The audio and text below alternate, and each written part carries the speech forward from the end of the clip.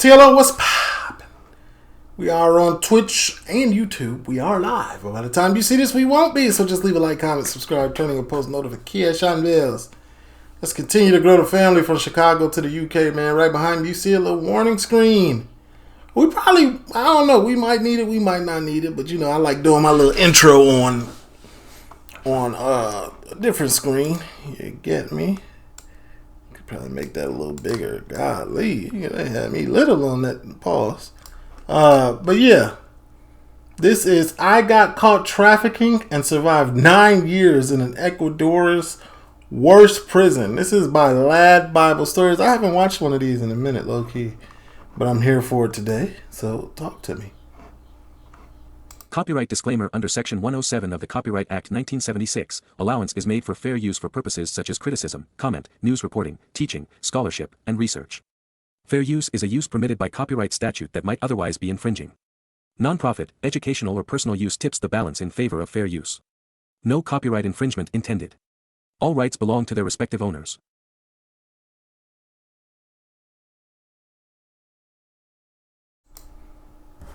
Yeah, here we go. Yeah, man. Look at this man. Bro don't look like he trafficking nothing. Bro go smooth under the radar. Until he not going smooth under the radar. I was born in Stroud in 1976. Grew up in a small village called Avening, right out in the countryside. Just next door to Princess Anne's estate at Gatcombe Park. Our family didn't really have a great deal of money. You know, my dad was a gardener. All the kids on the council estate viewed my family as hippie type family, which I suppose they were to some extent. My dad had a big... He do look like he about to go mix some chemicals together and create something in a science lab. It's wicked. Beard, used to smoke some pot, you know, usual sort of stuff that hippies do. I was probably getting stoned from the day I was born, you know, passive smoke. I remember... That's more of a... Bro do look like an ex-hippie. Okay. As a really young kid, before my sister was born at the age of 4, being taken into rooms where there was loads of smoke or having to stay out of that room because the adults were doing something in there that I wasn't supposed to see. I was at a party and I remember the day, I can still remember it now quite clearly. I was fed a piece of hash cake, chocolate cake. Unbeknownst to my mum, she didn't realise what it was, or what it had in it. She just thought, L mom, hey, you was high as hell as a baby. That's tough. That is wicked. It was a chocolate cake because it was someone's birthday, one of my dad's friends. So they've handed me this piece of chocolate cake, and yeah, I got pretty damn stoned for a 4-year-old. You can imagine. I mean, later on in my life, when my that's crazy. If I ingest any type of marijuana, like if I take an edible, which I don't condone, YouTube, but if I do, I'm gone. I'm probably gone for like 48 hours. So I know he was toe up. My parents went their separate ways at about the age of 10. My mum actually got together with the guy whose birthday party it was where I got fed the hash cake. And the 2 older stepbrothers that my mum's new partner had were both into the illegal rave scene. The eldest, he was an up-and-coming local DJ, so he would have been, 18, 19? So prime age for going out raving, doing parties and all the rest of it, you know, all the associated drugs that go with it. And the first one I ever went to, MDMA, shrooms, booger sugar, X, was at about the age of 13 or 14 in Stroud, in an old Great Mills warehouse. And I quickly realised that it was very easy to deal drugs in these parties, particularly the ones organised by my stepbrothers and like the local heavy crew, should we say. My stepbrothers, if I ever needed anything, I could always pick up the phone and ring them and say, look, do you know anyone or can you source it and sell it to me? So, you know, they'd always be able to put me in touch with someone, or they'd have... This is why you can't judge a book by its cover. Bro's really born into this. Bro is 13 masterminding the trap. What we doing here? Talk to me, though. Have it themselves. And that went for weed, pills, ecstasy, MDMA, powder, crystal, I'd load up with maybe 500 to 1,000 pills every week, maybe 1,000 LSD trips or two, maybe a kilo or two of hash. How much was it costing you? Kilo of hash at that time was about $1,000, 800 to £1,000 roughly. Pills, they were selling for like anywhere from 10 to 15 in the raves, £10 normally. We'd normally get them for like 3 or 4, maybe £5, depending on the quality. You're doing all this through your education. Yeah. How did it affect your school?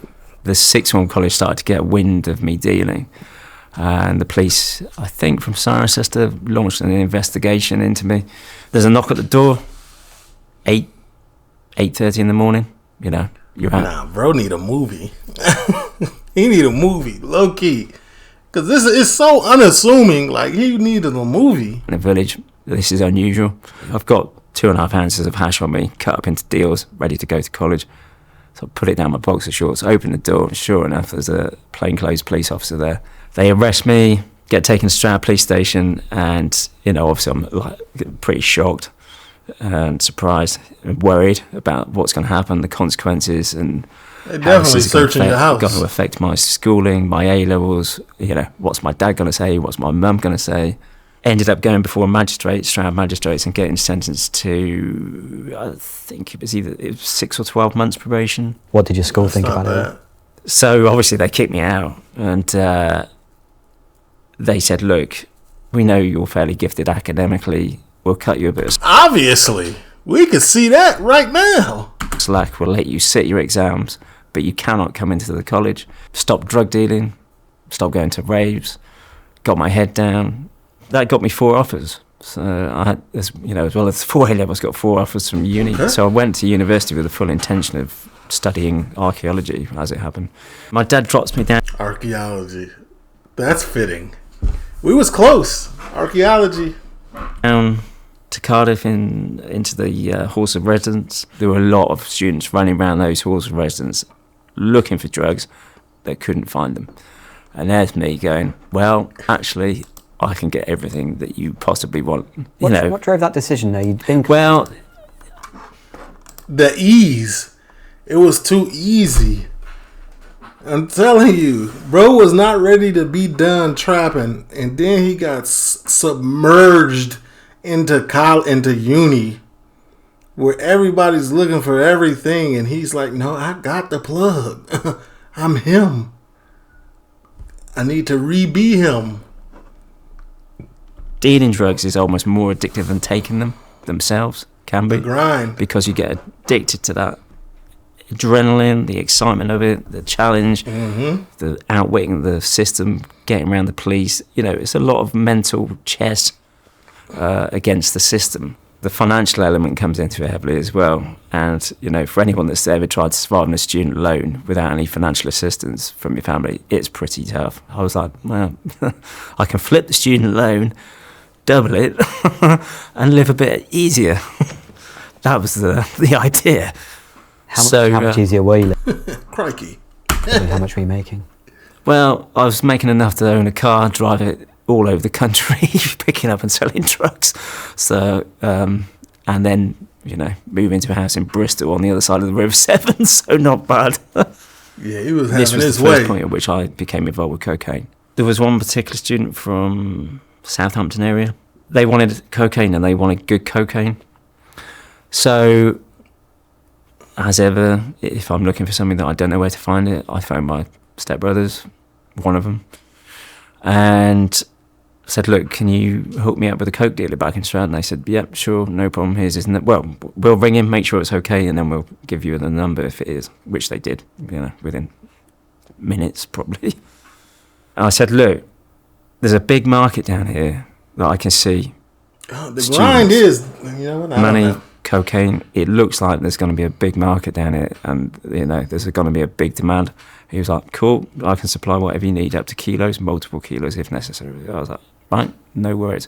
And as with everything else, the amounts very quickly started escalating, getting a lot bigger, to the point at which the guy in Stroud said, look, I'm getting worried about this. It's just too much for me. What I'll do is I'll introduce you to my contact, or his contact, sorry. Yeah, see? Your dealer that we was originally get it from, he knew. Hey, it's getting too big to stay under the radar, buddy. I'm good. In the Cotswolds, up near Still in the Wold. So we began up to London 2 or 3 times a week, either taking money back. But every time we took money back, I'd just get more coke anyway. The guys aren't meeting with the cocaine. They're the people that are bringing it in, working with the Medellin cartel, bringing in tons of cocaine. Oh, wow. The longer you deal drugs, the more risk it is. Every day is one risk too many. Facts. And the risks start to become too great. And Facts. you know it's closing in around you. So I eventually get caught. I've moved back up. Especially when you're moving up. Especially when you're moving up the ranks. If you move, the more you move, the more at risk you. Stroud. Allegedly. The bank balance is looking pretty healthy. There's about 30 or 40 grand in the bank. I drive to the Cotswolds to make a couple of drops, go to Malmesbury, Cirencester, then up into the Cotswolds, do my little milkman's round with drugman's round. And I've got a briefcase that I'm carrying the drugs in, like a doctor's briefcase.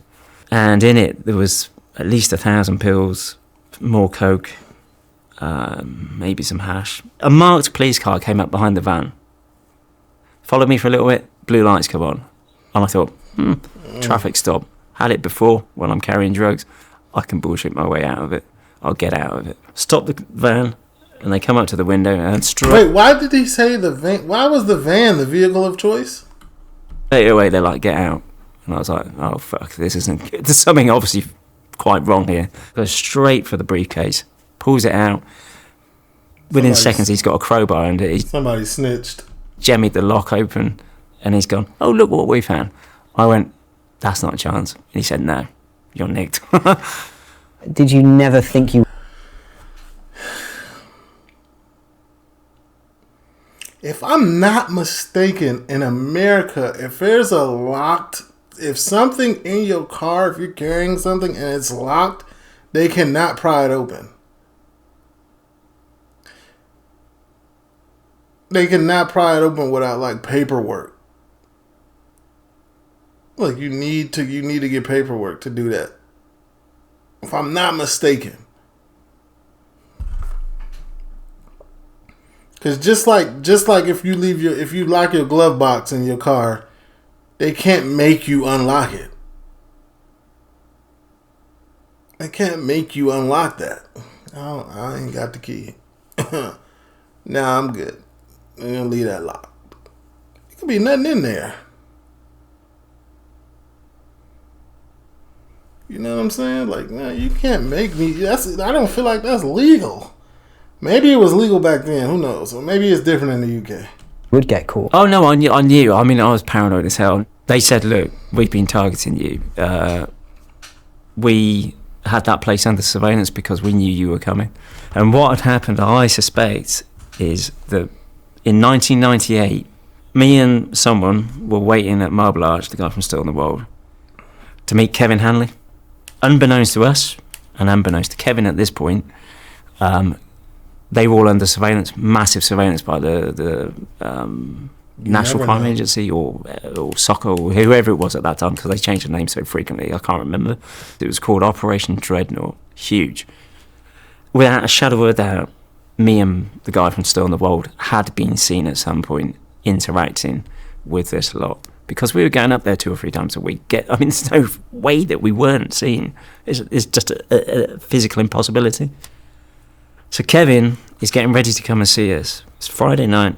We're sat at Marble Arch. We know he's on the way to us, and then we start not getting any response. He's not answering, and we're sat there, and the time's going by, and I'm starting to think there's something wrong. And I think it was the next day or the day after, we found out that Kevin had been stopped half a mile from reaching us at Marble Arch with 29 kilos of cocaine. Dang! Pure cocaine straight from the Medellin cartel. Yeah, you can wrap it up, buddy. He getting life, ain't he? Boot of his car. 2 years later, in 2000, May of 2000, like I said, I'm in the red transit van, and that was the crunch point. What did they end up giving you in the end?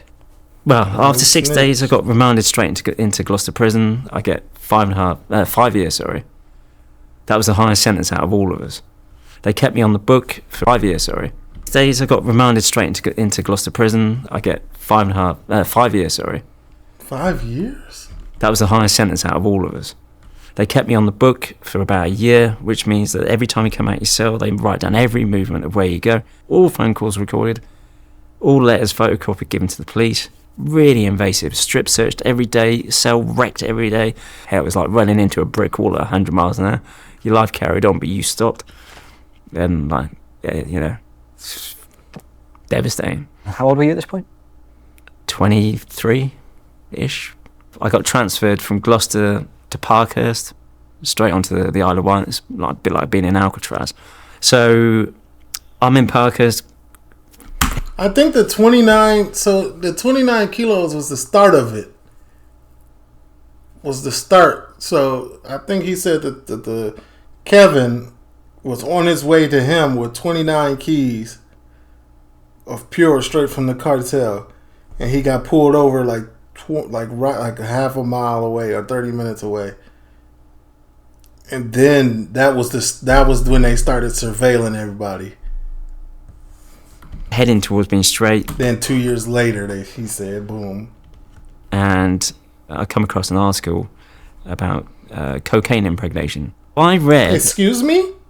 About a shipment of cocaine that had come into Britain in a container, impregnated into plastic chairs, patio sets. White plastic patio sets. Yeah, that's wicked. If you hadn't have known and you'd inadvertently bought a set, you'd have been sat on cocaine. And you wouldn't have known. You would have had no idea. How much cocaine can you get in a plastic chair? 25 million?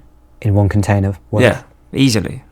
That's wholesale. The great thing about this container, well, in my opinion at that point, was that no one had been arrested. They had no leads. They can't even see it. They can't find it with the X-ray, the scanner. I could see the future of cocaine trafficking. This was a very new thing at this point, putting it into plastic or rubber. I'd never heard of it before, and I was like... And no one's got arrested. This is wow. You know, and that's the thing about the drug gang. This is why it's $1 billion industry, and it's a losing fight.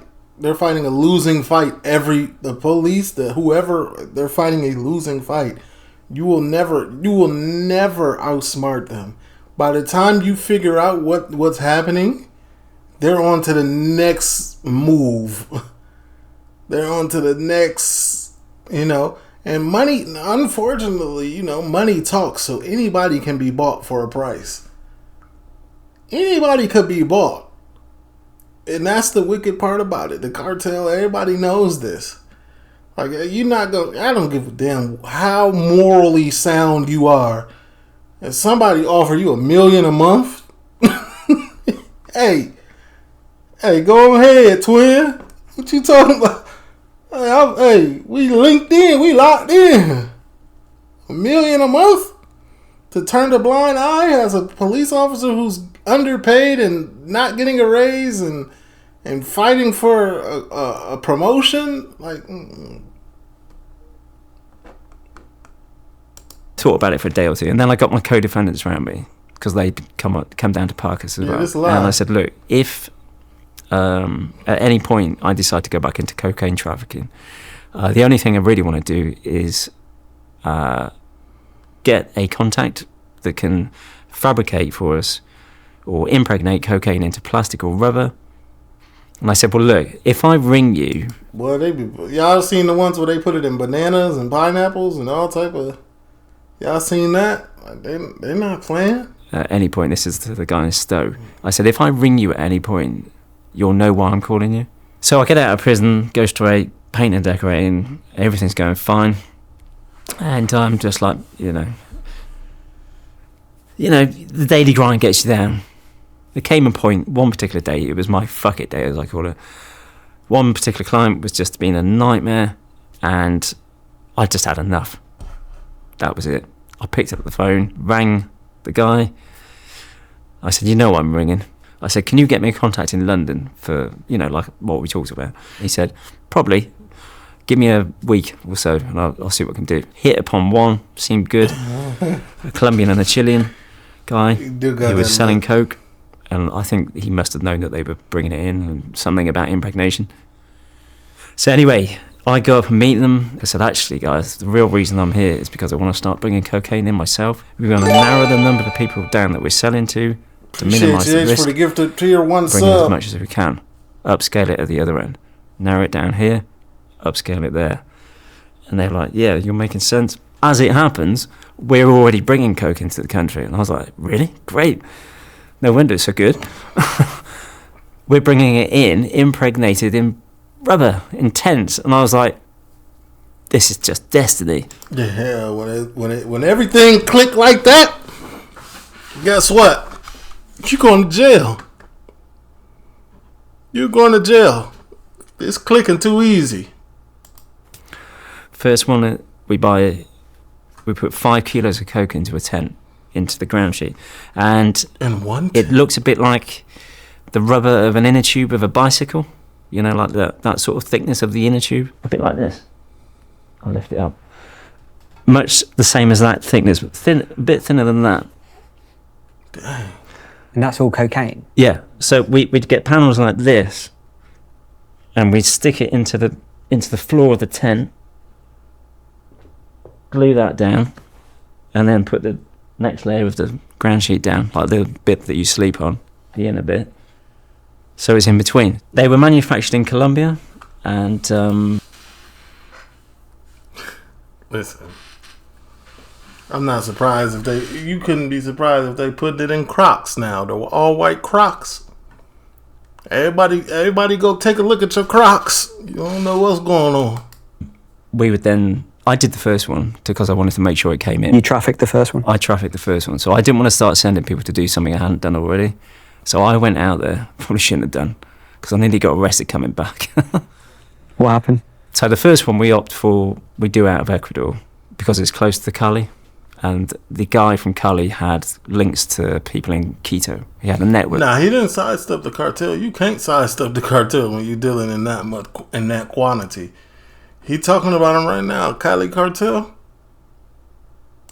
In Quito, the guy from Cali had links to people in Quito. He had a network in Quito. So I fly out there with KLM through Holland, get to Quito. Get to this like compound, there's this big metal gate, slides back. I mean, it's about 10 feet high. Walk in, slides shut again. I'm like, right, I'm in it now. Maybe I'm not coming out. He gets out this big tent. And I thought, I need to be sure that the cocaine's in this before I fly back. Because if I fly back and then discover the cocaine's not in it, they could say, no, you switched the tent. So I said, as best I could in sign language and broken Spanish, cocaine in the tent, plastic, can I taste it? Because I know it's going to make my mouth go really numb. And he looked at me, he was like, yeah, okay. So he's unrolled the tent, unpacked it, unrolled it, slit like the corner of the ground sheet, pulled out like that, the corner of the rubber, and I've chewed it, like that. And he was high. And my mouth has gone so numb I can hardly talk. I'm like the man from Del Monte says yes. Bro is reliving the best years of his life. Bro was having a great time. Can't speak. So I get to the airport in Quito and I bought loads of gifts. So your whole mouth to go numb and you really not be able to speak? Yeah, that's a high grade. 98, 90, 99, 95. My family. Probably 100 coming straight from the source. Totally forgot about the luggage allowance. The tent weighed about 30 or 40 kilos on its own. I think it was about 40. So there, right before the KLM desk and the check-in desk, they're like, you've got to lose some of this weight. You can't come on the plane. I'm like, well, I need to come on the plane. I have to. And they said, well, why don't you get rid of that tent? And I'm like, I can't. I said, oh, look, I'll get rid of some of these gifts. And so there I am, right before the KLM desk, running around to the shops and the restaurants, giving all this shit away to people that are working there. And they just think it's Christmas. Apart from the people at the KLM desk, that you think this is a drug trafficker. Sure enough, they're right. They get me on the plane, and I get to Holland, because you have to transit through Holland. And there's a row of drug agents there, plain clothes. Everybody has to go past one of the officers. And I'm at the back of one of these lines. And one of the officers looks down the line. Nah, this is spicy. Like, low-key, every time I watch a good LADbible, like you can tell it's good when you like, oh man, yeah, this should be a movie. No, this is the one. This is one of those. One like this sees me, turns to his mates and goes, points at me, and I'm or a TV show.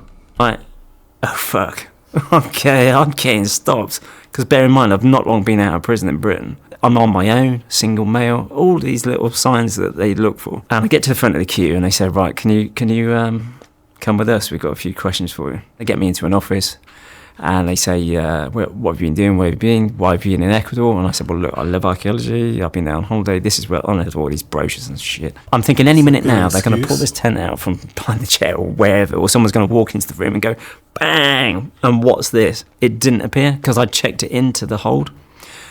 And what had saved me was, because this rubber thing was all new to them at this time, they weren't looking for it. They were looking for blocks or powder. And after 30 minutes odd of questioning, they said, oh... The element of surprise. The element of new. That's what I mean. Yeah. That's what I mean. That's why they try to keep figuring out new stuff. This is why it's $1 billion industry. They're just going to keep on figuring out the next new way to do it. So your eyes aren't even paying attention to it.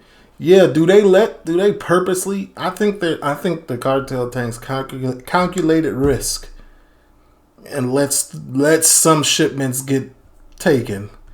Yeah, take this 50 tons because while you're celebrating this 50, 500 is coming in. I've always said that. You're free to get your connection. And I was like, no way. That's just too good to be true. There's no fucking way that they're letting me through. You know, this is the point at which I realised that we were onto something so good that I actually get stopped, questioned, and they still didn't find it. I'm like, what the fuck? This is just... we can just carry on forever. Nah, Acer, that's not how it works. I can't... They don't leave it in that form. You know, these are talented chemists out here. They're gonna it's gonna get back into that form that you're used to or know it for being in. So having realised this and realised that we're onto a good thing, we start sending passengers straight away. How many tents could a passenger bring over? Oh no, they'd only carry one because it had to look right. It had to look like they'd been backpacking around South America and they were carrying a tent. Each passenger would be carrying between 3 and 5 kilos of cocaine. At least. Which amounts to how much money? Well, the thing was that because it was so pure, by the time we turned it into cocaine, we would then cut it as well. So we would... Obviously. You probably cut that 3-4 times, right?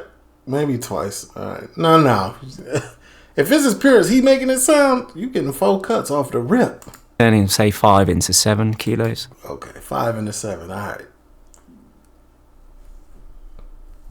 Alright, 2 then. And then we were selling that wholesale all in one go to one person at like 25,000. So you do. And then think about it, they cutting that too.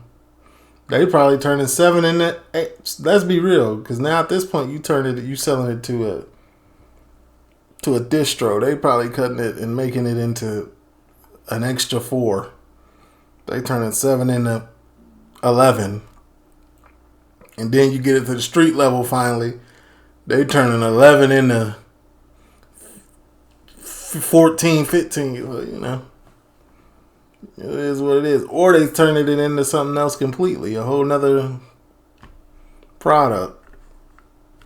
The mass. It was coming at about $250,000 to 300,000 each trip. How much were you paying a mule? 10,000, 10 to 12,000. That was the fixed rate. And then we cover the hotels, all the costs, all the rest of it. We didn't lose a single passenger. Not one. Not one in the whole time I was going. We were going to do 100 kilos. We were going to form a company, a couple of companies, importing camping gear, tents. I went out to Cali, to Buenaventura, the port city on the Pacific, with the guy from Cali. Inspected 100 kilos of cocaine. It all fell apart when we were on the brink of upscaling it, and the Colombian got arrested in London in Crystal Palace. The police raided a lab they'd been in. Crystal Palace. That's what they known for, because it's definitely... Well, they did beat Liverpool. All right, never mind. And there broke the main rule: don't have your friends in the fucking lab. So they were in there doing coke, drinking, music blaring, like, salsa music, cars pulling up, screeching, loads of people party in the fucking lab whilst I'm in Cali looking at 100 kilos of coke. Thanks for that. The clubman gets flipped in prison. They threaten to extradite his family, threaten him with this, that and the other. He rolls. He is probably no longer alive. I'm a police informant, and he got released by them basically, and went to work on bringing me down and whoever else he could. And cutting a long story short, I got arrested in Ecuador in September of 2005. Me and my girlfriend are at dinner in the hotel, and a guy walks in, sits to my right, European-looking person. And I noticed, as I'm eating dinner, that he sat there reading the wine menu, but it's upside down. And I'm like, have you seen this guy? To my girlfriend. He's reading the wine menu and it's upside down. I'm like... And that should have been your first clue. Buddy is not looking at that wine menu. You don't even know what this says. It's upside down. He's definitely, police. Leave the restaurant, which is in the hotel. As soon as I got up into the corridor, at least they let you put the key into the door, all hell breaks loose, and there's people running down the corridor with balaclavas on and machine guns out and handguns, pointed at us, screaming in Spanish, "Don't move, hands up, or otherwise we're going to kill you." At least they let you eat. Well, it's either the police or I'm getting robbed. It's one or the other. Anyway, they take us into the room, go straight for the tent. They've obviously been in there whilst we're out at dinner, and they know it's in there. They know where it is, and they arrest us. So through bribing the judges and trying to get the sentence down, because the British police wanted to give me 25 years, I bribed it down to 12. The plan being, let the heat die down, bribe some more, get it down to 6, out in 3. I thought I was going to be out there pretty quick. I never expected to spend... Wait a minute. Bro said he bribed him? When he say bribed him, he paid him? Hold on. Give me 25 years, the maximum. I bribed it down to 12. What did I say earlier? Money talks. Money talks. He moving that much money. He got some millions. Money talk. The plan being... He bribed them out of 13 years off rip? Heat die down, bribe some more, get it down to 6, out in 3. I thought I was going to be out there pretty quick. I never expected to spend 9 years and about 2 months there. Pieter and his girlfriend were held in the Interpol jail for 5 weeks before she was released without charge. Pieter was then moved to prison in Ecuador capital Quito, notorious for gang activity and violence. Oh, he went to top one. So what happened? They lock you in? What are the conditions in Ecuadorian prison? Describe it for me. Well, I mean, seeing severe violence meted out just on the spur of a moment. I mean, people would just get shot in front of you sometimes, just out of the blue. And it was the sudden, unpredictable violence that was... you'd be walking around having a nice day, quiet day. There were restaurants in their shops. You could have your visits come into the wing, into the cell. Yeah, remember I don't know if y'all remember, but we did a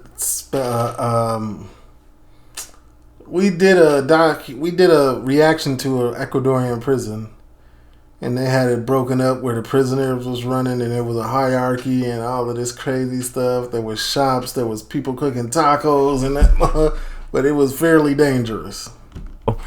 Not like an English prison. It was very much different. It was like a small town contained within walls. And then suddenly someone would get shot in front of you in the sun, and they'd be on the floor dead, brains all over the place, guts hanging out, blood. And it's the smell of the blood I'll never forget. That is one of the worst things, that metallic-y taste in your mouth. So much blood. And yeah, I've seen people killed every which way you can imagine. Electrocuted, hacked to death, blown up, people shot in the face, shot in the head, decapitated. If anybody says, how many, I don't know. I did lose count. I saw friends get killed, choked out, hung. English people get killed out there. Barbaric, mental. So how you make it through? You stayed quiet, didn't you? Does that do to your mental state? Well, it's pretty damaging mentally. Definitely ended up with severe complex PTSD. One of the worst things about the entire experience of being in prison in Ecuador was not knowing whether today I was going to die. Every single day for over 9 years, you were thinking, will I be alive tomorrow morning? Is this my last day on this planet? I don't know, because I really don't know. The second prison that I went to was in Guayaquil, and that was very different to Quito. And I was told when I went into the prison that if you spend more than 5 years in a prison in Ecuador, you're either going to end up dead, ill, or you're going to go mad. But you won't be coming out alive, or certainly not undamaged after 5 years. It's just not possible. And that was very true. At the 5-year point, as I contracted TB, I went from 85 kilos to 49. I was sick with TB for 3 years and engaging in fights with people because I was selling cocaine and alcohol in there. You were still trapping in that mall? Ah, nah, he really liked that. Bro was fighting and everything. Nah, I respect it. I respect it. He was throwing hands and still doing that in an Ecuadorian prison, still like not being silent. Nah, he really like that. Bro is really like that. Head of the Choneros gang and other cocaine. TB for 3 years and engaging in fights with people because I was selling. Look the way he threw up his hands. Like he really can box. He could really squabble. Look. I was sick with TB for 3 years and engaging. He threw them up like he could really throw them, and I believe him. In fights with people because I was selling cocaine and alcohol in there at the behest of the Choneros gang and other gangs that I got involved with. The gang. You was okay. You was tapped in. You was a member. Activity in Guayaquil was much, much, much stronger. They had a stranglehold over the prison in Guayaquil, and anybody that went against them, they shot dead or killed. 3 directors of the prison were killed when I was there. Multiple guards. Yeah. And when we was watching a documentary on them Ecuadorian prisons, they had guns. Full-fledged firearms in that mug. I was, hold on. The guards had less firepower in the prison than the inmates. I saw submachine guns in there, AR-14s, is it, the American assault rifle? 15. Kilo C4 with electronic dets. When I saw that, I was like, what? Why are we still sat here? Why don't you just blow the exterior wall? And they were like, oh, well, we're too busy fighting the other gang to escape. I was like, why don't you just escape and just like fucking have done with it? Do you know what I mean? How are they getting these things into prison? There was so much money involved in the trafficking of drugs within the prison. You think in this second prison, in Quito, for example, there were like 1,500 prisoners, normal sort of size prison, like in Britain. Get to Guayaquil, 8,000 prisoners spread across 24 wings. Damn. They were making millions in there. So were the guards just Yeah, they said we too busy fighting the other gang, but man, we making so much money we could in here. That's wicked. All paid off. Not daily, but and the directors. Every other day, maybe every. So it goes all the way up. Yeah, they even sold the people coming into the prison to extort them. So any foreigners, particularly, they would look out for. So the guards would know when a foreigner turned up at the reception in the director's office. They would then have a meat market, an auction. So all the bosses from the wings would go out, bid on who would get the opportunity to extort the prisoner. So they highest bid, they pay off the guards, pay the director. They then take the prisoner into a wing, into a cell, torture him, put a gun to his head, give him a phone. They will just bleed you dry and your family for as much as they can. See, that's what I'm saying, man. Money, especially in these type places, it really talk. It has no barrier for language. Let this money speak to you. The average Chicago intake price for them that they would extort, say out of a Russian who was connected to the Russian mafia, $20,000, $40,000, $60,000. If you didn't pay, they just cut pieces off you until you did. They just had this in their head that any foreigner was a cash cow, had money. One Spanish guy in there, I'll never forget, It was terrible. He came in, they tortured him solidly for over a week, and I was getting woken up by his screams. After I sort of got a bit of a rapport with them and developed a few friends, because that was the way to survive in there. Make yourself essential, crucial to them in the operations that they're carrying out. That's smart. Hey, listen, whatever you got going on, I want to be the center focal piece. I want to become valuable.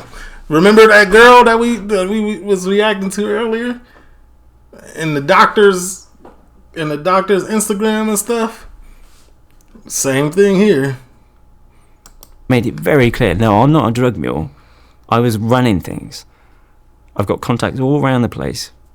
I could be of potential use to you in the future if I'm alive. See what I'm saying? You make yourself supposedly useful to them so that they have a reason to keep you alive. Otherwise, you're going to get fucking extorted and probably cut to pieces. What was the closest you think you got to death? So yeah, I came close to death, not through TB, because I mean that was on a daily, but through getting shot or stabbed or killed a few times. One particular one that stands out is when a third gang came into the prison, which just, that was it. That destabilised everything. They were called the Choneros, and they are now Ecuador's principal gang. They end up on the wing that I'm on. Jorge Luis Zambrano, aka Rasquina. He was on the wing. He was the boss of the Choneros. I got on with them quite well, very well, to be honest. I used to cook with them, have food with them, party with them, everything. I was selling coke for them. You know, they were friends at the end of the day. No, thank you. And then the Cubanos started getting pissed off with the situation, feeling threatened by them being their presence. So the Cubanos sent in a hit team to our wing. We get locked into the wing at 5 p.m. Imagine it, brother. Imagine being in jail and a gang sends in a hit squad and is able to walk through closed gates and do anything they wanted to get right there. I'm looking around the wing and I'm like, there's hardly anybody out in the wing this evening. Normally all the doors are open, there's people getting high, there's loads of smoke and there's music playing. And I said, there's something going on that we don't know about. I don't understand, you know, why is nobody... Just follow suit, buddy. Close them doors. Yeah, what are these people doing that just come on the wing? So this guy that had come in to basically kill as many of the Choneros as he could was called, his nickname was Negro Polia, which is like black butterfly or moth.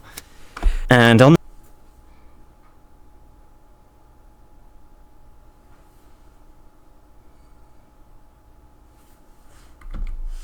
name was Negro Polia, which is like black butterfly.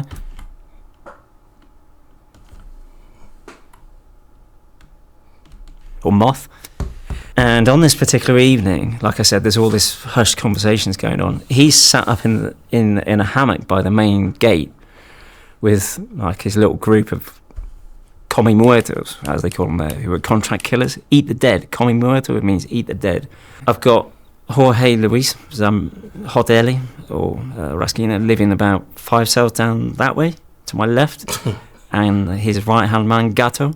I go to get a plate from Gato, get the plate, and that's the opportunity that they were looking for. The door opens, and somebody comes up behind me, so behind my shoulder, and as I turn to walk away, and Gato's just standing in the door with a plate, he's obviously watching the guy come in as well, and I didn't see. The guy's fired from behind me over my shoulder, hit Gato straight in the face, blew the back of his head out, and then another one, and yeah, I just ran. He was just trying to get a little plate of that little Ecuadorian cuisine. That's wicked. Normally when people got killed there, it'd be like, bang, bang, bang, someone's dead, and you come out and see. This wasn't that.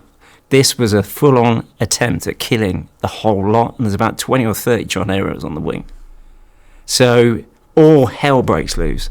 And there's bullets flying, there's things hitting my door. I'm thinking they're going to come through the fucking door in a minute. Sometimes they come around with a petrol bomb to smoke you out if you wouldn't open the door. You need a petrol bomb? Bro, where is the prison officers?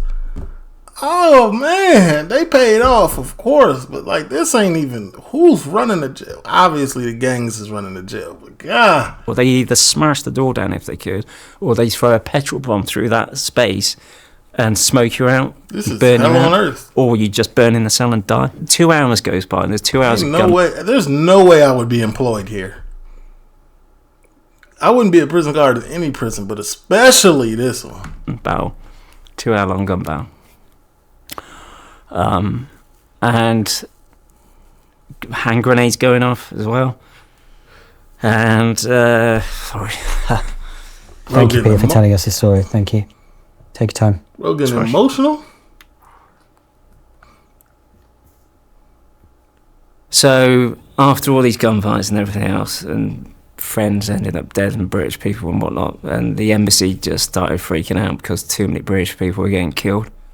My family just had enough as well. Home. The problem was with my sentence, there was a fine attached to it. So I not only got the 12, I got like a, I don't know, $7,000 or $8,000 fine. And in the case of you getting repatriated, you had to pay this fine before you went back. After 9 years and 2 months in Ecuador, my family paid the fine and went, yeah, that's it, we've had enough. And a dedicated team came out from Wandsworth, who were tasked with repatriating prisoners from all around the world. Flew me back to Britain on a normal plane. It was a massive culture shock coming back to Wandsworth. Walking around the exercise yard in Wandsworth, honestly, I felt like I was in a holiday camp. And there were people in there almost crying, going, this is so bad. I'm like, this is fucking great. I'm not getting shot today. At least I'm pretty sure I'm not. How did it feel when you were finally released? When I eventually walked out of Wandsworth, I was like, I couldn't believe I was actually free. It was like coming back to a different country. So much had changed in the time I'd been in Ecuador. You know, the internet, Facebook had become a thing, WhatsApp. Didn't even know what that was when I came back. I'm a strong believer in destiny, and I believe that everybody's got their path kind of written to some degree. I mean, there were so many forks in the road that I could have gone left or right. And I took a decision to go madness. Right. You know, I've been into schools and various other institutions to try and educate people, and so they don't go through what I did. Here I am today, luckily, telling you the story, and hopefully you won't do the same. Nah, bro's a real gangster. Yeah. Bro got real stripes. He can go in any hood and be good. Bro, what? He got a block class. What you talking about? Bro, it'll teach you the whole trap, the ins and outs. Yeah, I like that. I mean, I don't condone it, YouTube or anything like that. I'm just saying, bro really like that, though. Leave a like, comment, subscribe, and go.